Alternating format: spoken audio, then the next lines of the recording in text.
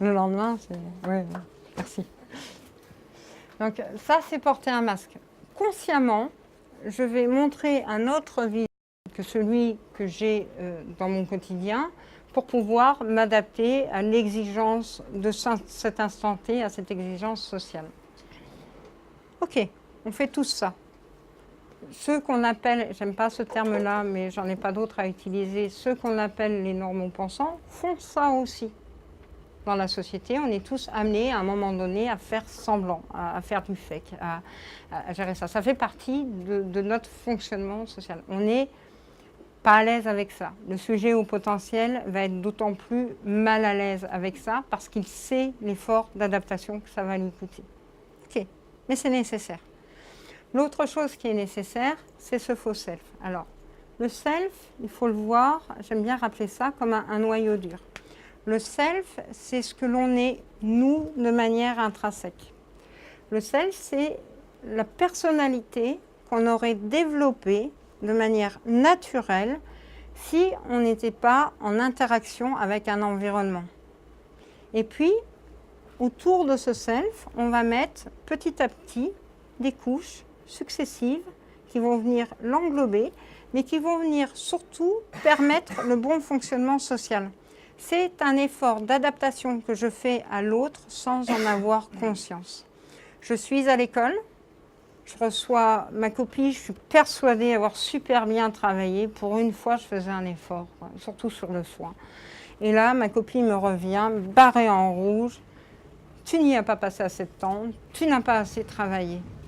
Bon, je ne repasse pas les angoisses, injustice, humiliation et co, là, mais je vais venir poser une étiquette sur ce faux self. Quand je fais un effort pour faire un travail plus soigneux, on me barre ma copie en rouge en disant que ce que j'ai fait, c'est nul. Hop, ça va venir se greffer là. Ça ne sert à rien d'être soigneux parce que de toute façon, voilà, j'aurai du rouge. Et je vais avancer dans ma vie avec ça. C'est Noël, je reçois un camion de pompiers. J'étais un peu garçon manqué quand j'étais petite. Je reçois un camion de pompiers. Ok, ça renforce mon côté, je suis un garçon manqué. Ok, demain je grimpe aux arbres. Donc c'est une étiquette que je suis venue encore coller autour de mon self sur cette entité qui est le faux self. Le self et le faux self fonctionnent ensemble. On ne peut pas, et c'est souvent la question qui est posée quand quelqu'un vient me voir à la quarantaine ou à un âge plus avancé parfois, on ne peut pas déconstruire complètement un faux self. C'est quelque chose d'extrêmement dangereux parce que ça fait partie constituante de votre identité.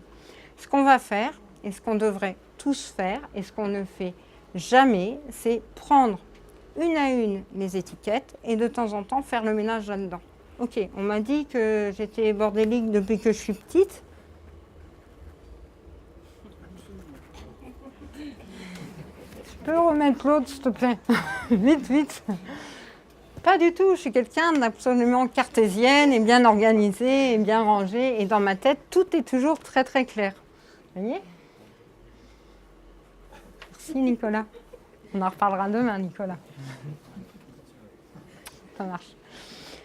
Donc, on m'a dit, j'en sais rien, j'ai eu une institutrice qui m'a broyée parce que pendant une année scolaire, j'avais un petit trouble d'allure 10 qui n'a pas été identifié parce que comme je suis quelqu'un de très intelligent, souvent je suis passée entre les mailles et donc on n'a pas vu que j'avais ce trouble 10.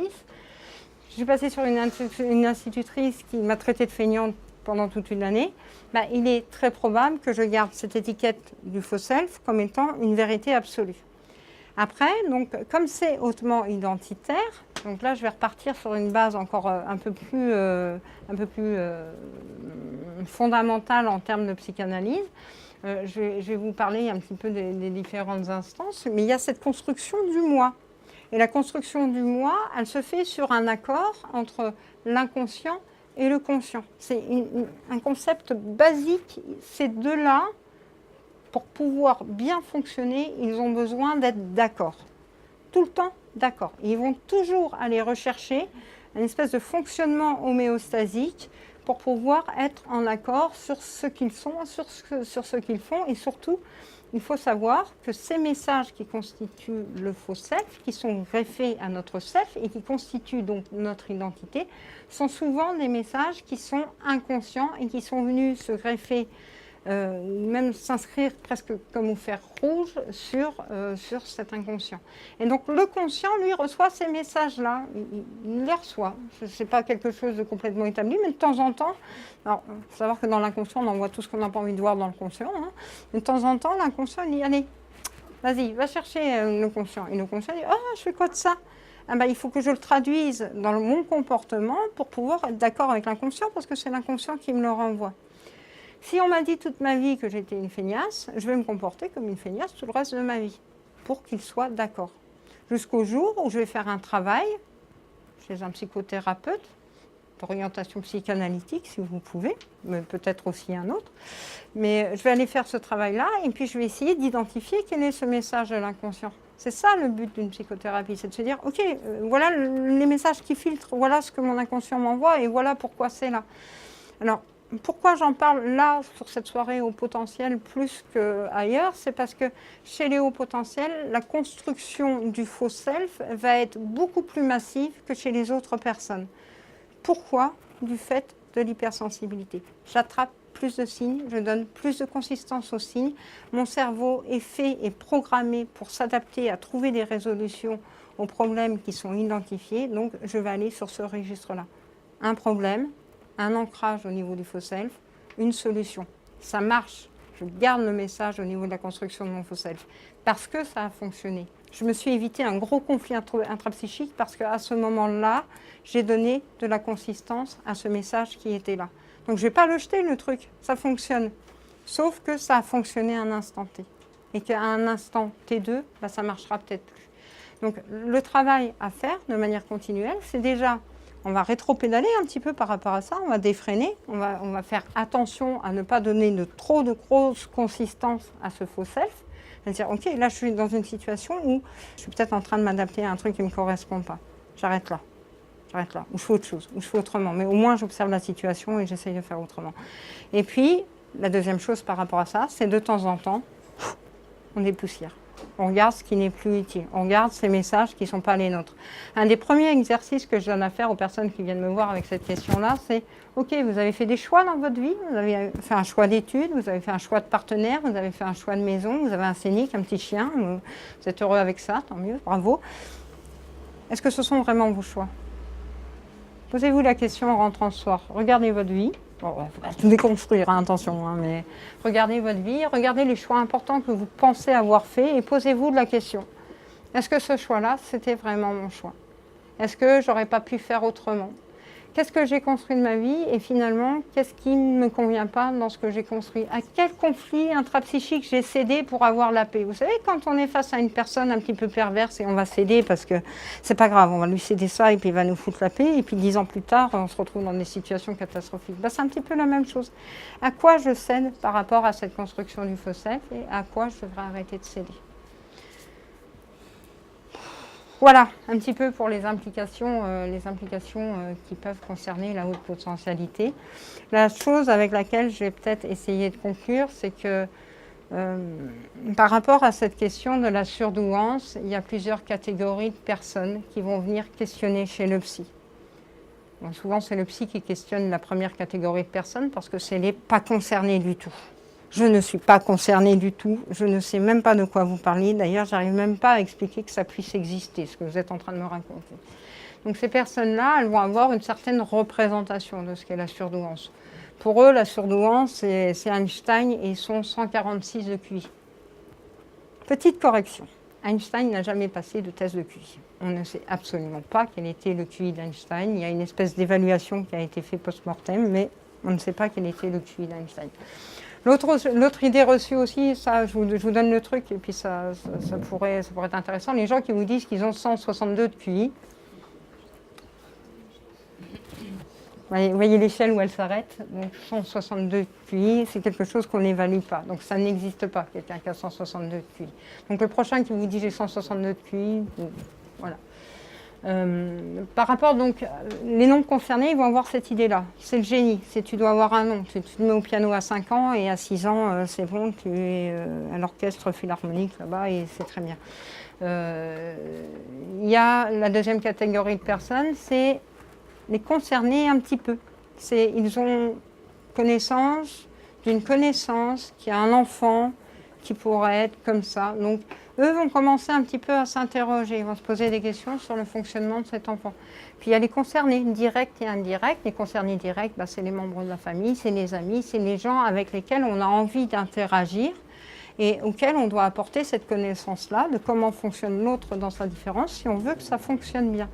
Donc faire état de sa haute potentialité en fonction de la personne qu'on a en face de nous, pas concernée, un petit peu concernée ou concernée, ça va déjà avoir une implication différente. On va être beaucoup mieux accueilli si on dit voilà je suis haut potentiel devant des personnes qui sont concernées.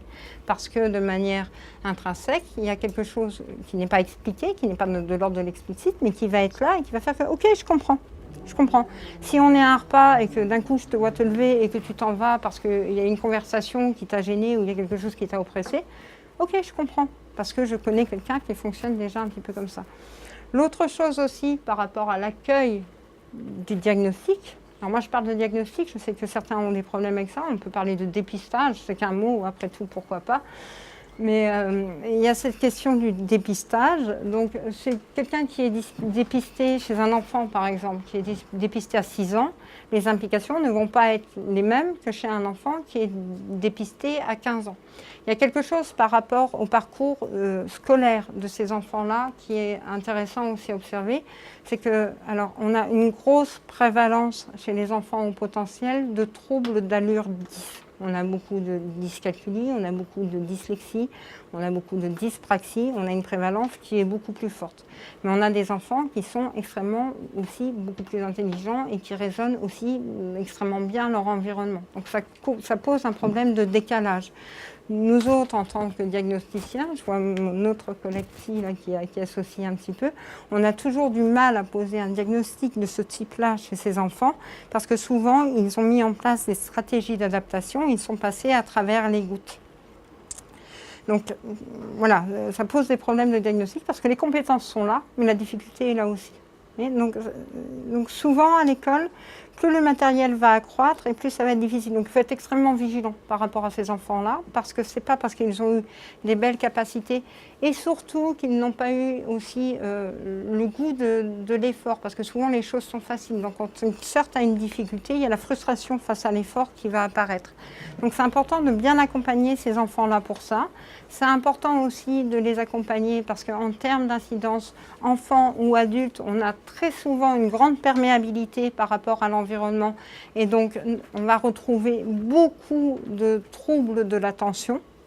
Il n'y a pas forcément une hyperactivité associée, donc souvent on guette le symptôme de l'hyperactivité. Hop, il est hyperactif, ça y est, trouble de l'attention. Non, c'est l'inverse qu'il faut faire.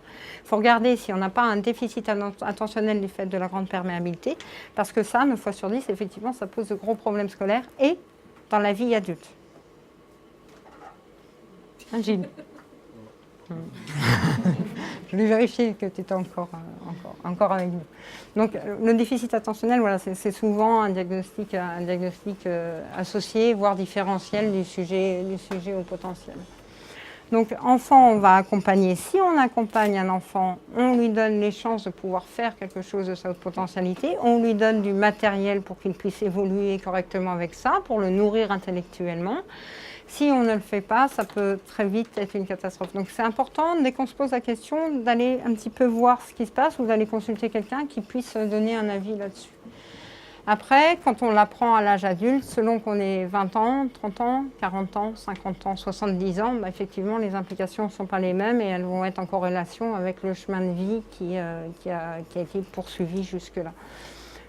Déconstruire, se re-questionner sur qui j'aurais pu être si j'avais été accompagnée et déconstruire une histoire de vie, c'est toujours un moment un petit peu compliqué où il y a une grosse question identitaire et c'est dans cette grosse question identitaire-là que le surdoué doit pouvoir mettre son énergie et trouver des réponses qui lui soient justes avec toujours cette idée de chercher une homéostasie, de faire matcher finalement qui il est par rapport à ce qu'il est aujourd'hui, et par rapport à ce qu'il a développé comme compétence, par rapport à ce qu'il a eu comme envie de briser ou comme besoins qui n'ont pas été satisfaits, mais il y a vraiment cette idée de rassembler tout en un même endroit Et encore une fois, ça passe. Et c'est extrêmement important. Et c'est peut-être la notion que je voulais vous apporter aujourd'hui parce qu'il en est presque jamais fait état dans la littérature. C'est cette histoire de déconstruire, de dépoussiérer vos faux selfs pour revenir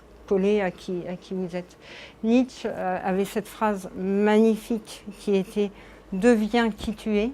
C'est une phrase que j'aime beaucoup reprendre dans mes consultations, moi la lacanienne, parce que j'ai un jeu de mots absolument magnifique à vous livrer. Ça sera cadeau, vous allez tous repartir avec ça. Le jeu de mots, il était incroyable, quoi. Deviens qui tu es. On m'a souvent dit, ok, vous me dites ça, mais pour devenir qui je suis, il faudrait déjà que je sache un petit peu où aller chercher. C'est une réalité. Moi, ma réalité, quand je la renvoie à l'autre, ce que je pense être ma réalité, et encore c'est quelque chose de complètement subjectif, c'est que pour pouvoir être en phase avec soi, il y a une partie de soi que l'on doit tuer. Deviens qui tu es, je l'écris Q-U-I, T-U-E-R.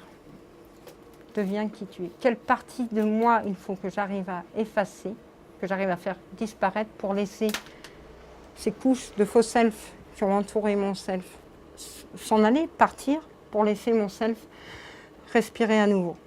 C'est un peu le job que je vais vous inviter à faire maintenant. Et puis si je vais vous laisser parce que je crois qu'on va tous dégringoler et tous s'effondrer de trop chaud. Mais si vous avez des questions ou des concepts ou, voilà, qui vous ont paru un peu étranges ou des choses à questionner par rapport à ce qui est dit, allez-y.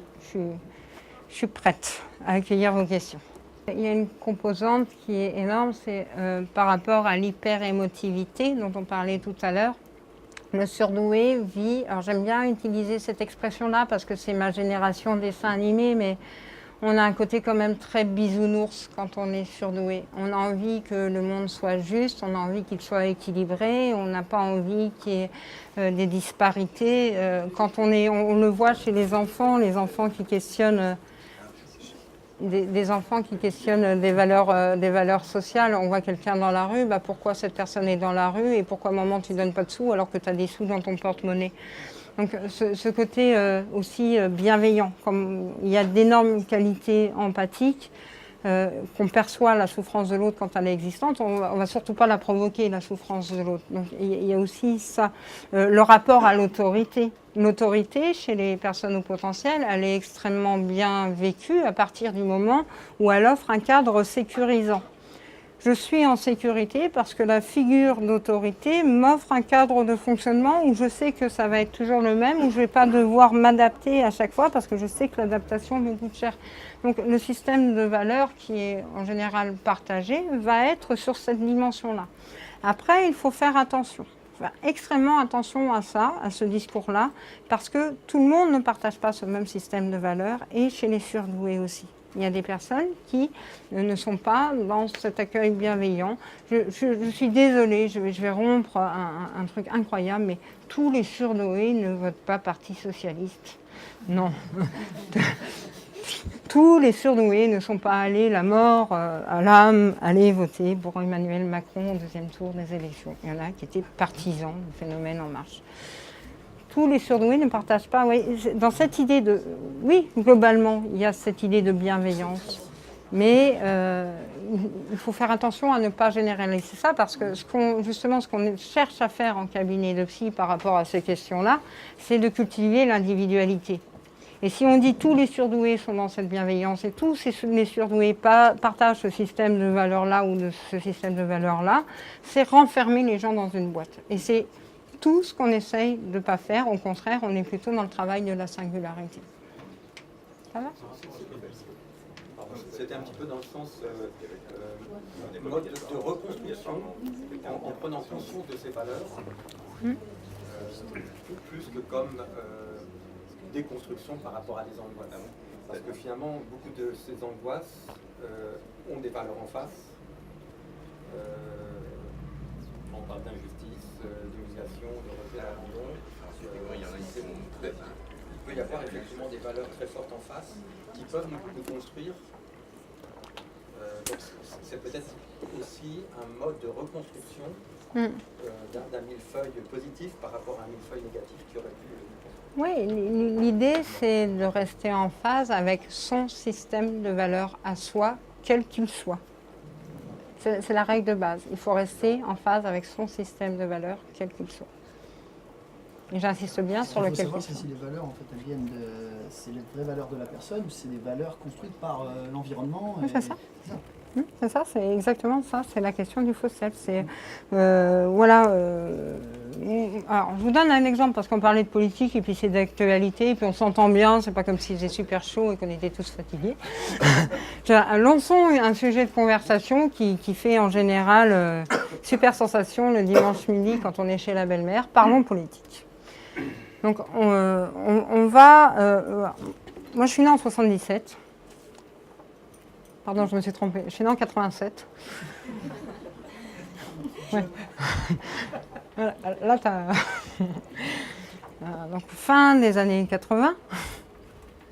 C'était la génération Mitterrand. On était en plein mitterrandisme. Je viens d'une famille où, effectivement, on parlait de politique dans ces termes-là. C'était fabuleux. Droit social pour tous, accueil de tout le monde. Et puis, c'était voilà. Donc, moi, j'ai grandi dans cet environnement mitterrandisme, mais bizarrement, à 16 ans, j'étais encartée Parti socialiste. Révolutionnaire, 16 ans quand même, genre c'est le truc. Donc plein d'idéaux, plein de... Et donc, je grandis, j'évolue un peu, j'observe les choses. Je suis restée quand même très attachée à mes convictions socialistes, mon faux self bien massif, jusqu'à l'élection de François Hollande. Et voilà. Fin de l'histoire. Vous en direz ce que vous voulez, mais l'idée c'est, oui voilà, dans le système de valeurs aussi est conditionné par l'environnement. Ce qu'on va développer comme valeur, c'est forcément en lien avec des expériences qu'on a pu vivre, avec des choses que l'on a pu observer, avec des connaissances qu'on a pu acquérir.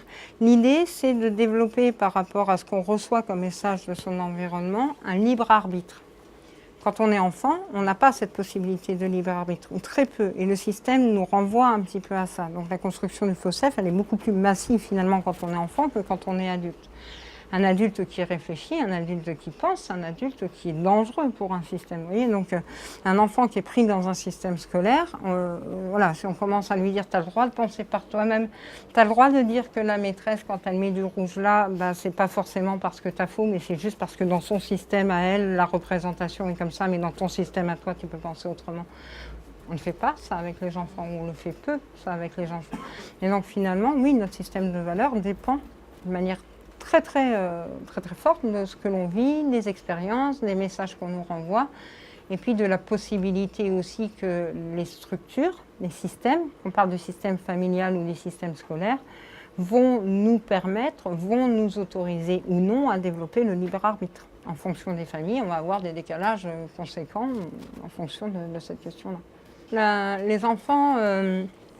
il y a des choses que moi je préconise, je ne sais pas si c'est la solution universelle, mais les parents en sont en général assez constants. Il y a deux types de frustrations qui peuvent apparaître à l'école chez ces enfants-là. C'est je n'ai pas fait d'effort jusque-là, la difficulté apparaît, je n'ai pas le goût de l'effort.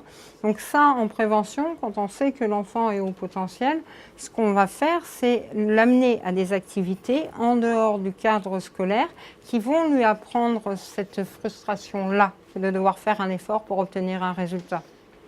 L'instrument de musique. Il n'y a pas plus ingrat qu'un instrument de musique. Piano, guitare. Si vous êtes un petit peu sadique, vous pouvez essayer le violoncelle. C'est un peu encombrant dans un appartement parisien, passer au violon. Mais vous voyez, il y a cette idée que si je ne travaille pas mon instrument, je ne fais jamais cet effort-là que d'apprendre quelque chose. Je n'ai jamais cette gratification-là. L'autre chose aussi, souvent, c'est des enfants qui sont un petit peu inhibés et qui vont avoir tendance à relâcher au niveau du système scolaire parce qu'il y a un effort de participation à faire et l'effort de participation est rendu difficile de par la relation duelle avec les autres enfants et ce rejet qu'ils peuvent ressentir en permanence. Donc ils ont tendance à s'inhiber socialement. Quand on parlait d'agoraphobie ou de phobie sociale tout à l'heure, Hein, souvent, la source, elle est là. Donc, dans les écoles, par exemple, spécialisées HP sur l'Île-de-France, je sais qu'il y a des activités qui sont proposées aux enfants pour pouvoir permettre d'étayer ça. Et ça va être, par exemple, les activités de théâtre. Les théâtres, les chorales, ça fonctionne aussi assez bien. Après, il y a aussi la nourriture intellectuelle. L'école, malheureusement, je sais qu'il y a des instituteurs dans la salle. Donc là, c'est pareil, je n'ai pas avec tout le monde. Je ne vise personne. Mais l'école ne donne très souvent, je dis très souvent parce que je veux un petit peu mettre ça au conditionnel, ne donne pas suffisamment d'accès à de la matière. Les enfants, ils ont besoin d'apprendre, leur cerveau est programmé pour ça. Et l'école, c'est une tâche répétitive où on va pendant 4 semaines passer sur un truc qu'on a déjà compris. Donc l'idée, c'est de nourrir intellectuellement ces enfants-là. J'ai des petits bouts, moi, qui viennent me voir, qui ont 8-9 ans et qui font du chinois et qui apprennent... J'en ai un en ce moment qui est génial. Il apprend le russe parce qu'il a anticipé, pas 10 ans, hein, le gamin, il a anticipé qu'on allait, sur la scène géopolitique, revenir à un bloc Russie, soviétique, et à cause de l'élection de Donald Trump, j'arrive pas à prononcer son nom, c'est drôle, sur un bloc donc US soviétique. Et donc, il va falloir apprendre le russe parce que lui, il veut travailler dans les services secrets de l'armée et qui sait que quand ça va péter, il faudra qu'il soit là et qu'il parle le russe pour pouvoir intégrer le bon service, pour pouvoir répondre aux problèmes futurs.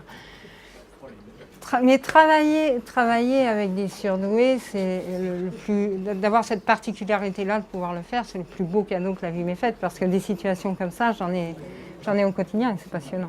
La question qui est posée, c'est cette intolérance à la frustration et ce goût d'effort qu'on n'observe pas trop chez les petits, ou pour nous, parents, on est censé inculquer ce goût de l'effort à nos enfants. Est-ce que ça perdure un petit peu à l'âge adulte? La réponse est simple, oui. On fonctionne, on a cette tendance à fonctionner un petit peu à l'économie. À la fois sur un côté très ouvert, on a envie de plein de choses, on a envie de fourmiller, il y a une espèce de fonctionnement hyper actif, mais à la fois dans chaque situation, il y a quand même ce côté un petit peu, oui mais ça va aller vite, on va travailler dur et ça va le faire. Donc ouais, on le retrouve aussi un petit peu à l'âge adulte. Il y a un côté dilettant aussi chez le haut potentiel. Le haut potentiel va avoir envie de se nourrir de plein de choses, il va entamer plein de chantiers et puis les chantiers vont rester ouverts parfois extrêmement longtemps. Bon, il y a aussi une question de réalisation et de réussite au niveau psychanalytique par rapport à ça. Il y a quand même 2 syndromes dont on n'a pas parlé qui sont importants, sont les syndromes qu'on va retrouver à 90% de fois, 90% de fois, pardon, qu'on va retrouver chez les hauts potentiels, c'est le syndrome de Cassandre. Vous en avez entendu parler du syndrome de Cassandre? Cassandre, dans la mythologie, c'était celle qui était capable d'intégrer les signes et qui avait un don de prophétie, mais qui ne pouvait malheureusement pas se faire entendre. Il y a une hyper clarté, une hyper clairvoyance par rapport à ces signes qui nous sont renvoyés, qui nous permettent de projeter dans l'avenir, dire voilà dans l'avenir comment les choses vont se passer. Okay. Parfois on se plante, hein. Parfois dans l'avenir les choses vont se passer comme ça, il y a un mur, on ne l'a pas vu, mais il était là quand même. Donc syndrome de Cassandre, c'est je suis sur le Titanic, le bateau coule, je suis mousse sur le Titanic, je suis en train de nettoyer le pont devant. Oh, un iceberg. Ah ouais, on va se le prendre. Ah ouais, il n'y a pas assez de canot de sauvetage. Ah ouais, on va couler. Oh, c'est la merde. Donc je cours, prévenir le capitaine du bateau qui a sa barre. L'orchestre joue, il n'entend pas très bien, donc je crie un peu plus fort. Il va se passer un truc et il va falloir agir parce que ça va être une vraie catastrophe. Quoi? Toi, le mousse, tu oses venir me dire à moi que les choses vont se passer comme ça, mais je n'ai même pas envie de t'entendre. Donc la confrontation là, elle est égotique, on touche à l'ego. On touche à l'ego de l'autre. Et dans le fonctionnement au potentiel, malheureusement, c'est souvent le cas quand on est en recherche de solutions pragmatiques par rapport à une situation qu'on a identifiée, on a toujours ce problème de l'ego de l'autre. L'ego de l'autre va nous dire non, écoute, va jouer avec tes billes, gamin, et puis laisse-moi gérer le truc, c'est moi le patron. Ok, je joue avec mes billes, mais ça va couler quand même. Donc ça, c'est le syndrome de Cassandre. possibilité de prophétie. Je crois que c'est, alors je peux la citer aussi, je crois que c'est Christelle Petit-Colin qui, dans son bouquin, parle même d'extra-lucidité par rapport à l'environnement. Elle s'est fait tomber dessus à bras raccourcis par des gens qu'on ne peut pas citer, en disant mais c'est presque ésotérique votre truc. Non, il n'y a rien d'ésotérique là-dedans, c'est juste ma grille de lecture qui est plus complète, donc je vois les choses arriver, donc s'il te plaît, écoute-moi, quoi. Mais voilà, donc ça c'est le syndrome de Cassandre. Le deuxième syndrome, et ça vous allez, je pense, tous un peu raisonner avec ça, c'est le syndrome de l'imposteur. On arrive quelque part, et ça résonne avec cette question du non-effort. On est tellement, quand on est au potentiel habitué, quand on veut vraiment quelque chose, à pas trop faire d'efforts pour y arriver, que ça devient une habitude de fonctionnement, je n'ai pas d'effort à faire. Donc quand j'arrive à une fonction, je dis waouh, ok. Ils vont s'en rendre compte là, que je raconte des salades depuis tout à l'heure et que je ne sais pas du tout de quoi je parle et que forcément, il y a quelqu'un qui va finir par me remettre à ma place. Je suis contente que les questions tombent bien parce que j'arrive à y répondre, mais ça aurait pu... Non, je plaisante. Mais le syndrome de l'imposteur, on va le retrouver effectivement chez beaucoup. Donc la réussite même est re-questionnée. C'est-à-dire quand on réussit quelque chose, quand on foire, hein, c'est normal. On n'est pas bon de toute façon, donc c'est normal de rater. Mais quand on réussit quelque chose, bah, ça devient un petit peu plus compliqué. Ça devient un petit peu plus compliqué parce que ça donne consistance au fait qu'on n'est pas légitime à être là. Il y avait cette citation de Piaget que j'aimais beaucoup utiliser, c'est l'homme, l'être humain, il n'a qu'une recherche dans sa vie, c'est celle de trouver un état homéostasique, un fonctionnement équilibré par rapport à ce qu'il est. On le voit chez les... Alors Piaget, c'était un psychologue du développement, il observait ça chez les enfants qui apprenaient à marcher. Apprend à marcher, pouf, il se stabilisait, il refaisait 3 pas, il se restabilisait, et c'est parce qu'il était sur quelque chose de stable qu'il pouvait se lancer dans l'aventure de continuer à apprendre à marcher. Bon, quand la couche pesait trop lourd, paf, il basculait en arrière, mais il se relevait et puis il retournait quand même. Donc notre tendance la plus naturelle, c'est ça. Quand on est dans la déconstruction du faux self, il faut toujours faire attention à ne pas aller trop vite. Ouais, c'est ça. Il faut faire attention à ne pas aller trop vite pour pouvoir permettre ce fonctionnement homéostasique. De plus en plus, il y a ce nouveau métier dans le développement personnel qu'on appelle métier de coach. Il y a beaucoup de gens qui s'improvisent coach, il y a beaucoup de gens qui font des formations aussi pour devenir coach. Et il y a de plus en plus de coachs qui utilisent des outils comme la PNL, la programmation neurolinguistique, je ne sais pas si tout le monde sait ce que c'est, et qui vont aller dans les entreprises pour apprendre ça, pour apprendre la communication non violente, pour apprendre... on vise... Non, on coche la case bien souvent du bien-être en entreprise, donc on fait venir des gens de l'extérieur pour pouvoir observer les systèmes. On est sur une approche systémique, hein. On observe le système, on voit ce qui est défaillant et puis on va réparer ce qui est défaillant. Le problème, encore une fois, c'est la dimension égotique, parce qu'une entreprise qui fait venir quelqu'un de l'extérieur pour dire « observez mon système pour me dire ce que j'ai foiré », c'est un petit peu difficile à faire passer. Donc oui, ça existe de plus en plus. Oui, ça se développe de plus en plus, notamment pour pallier à des problèmes de nature manpower, RH. Hein, c'est assurer le confort du salarié, ça c'est sur le papier. Dans la réalité, on sait aussi que c'est pour éviter ce qu'on appelle de plus en plus les risques psychosociaux. Et il y a de plus en plus de professionnels paramédicaux qui sont formés pour aller justement atténuer ces risques de problèmes psychosociaux. À mon grand regret, c'est pas encore suffisamment développé et hormis quelques sociétés qui font les choses bien, parce qu'il y en a aussi, hein, on peut pas les citer, mais il y a des grosses sociétés qui font les choses bien, de grosses institutions aussi qui font les choses bien, mais malgré tout, il y a quand même cette question-là qui se pose. Mais de plus en plus, ouais, ça se développe. Et nous-mêmes, cliniciens, on est parfois amenés à aller dans des entreprises. Quand je travaillais aux Pays-Bas, je faisais ça pour une grosse entreprise qui faisait des lumières différentes couleurs, mais avec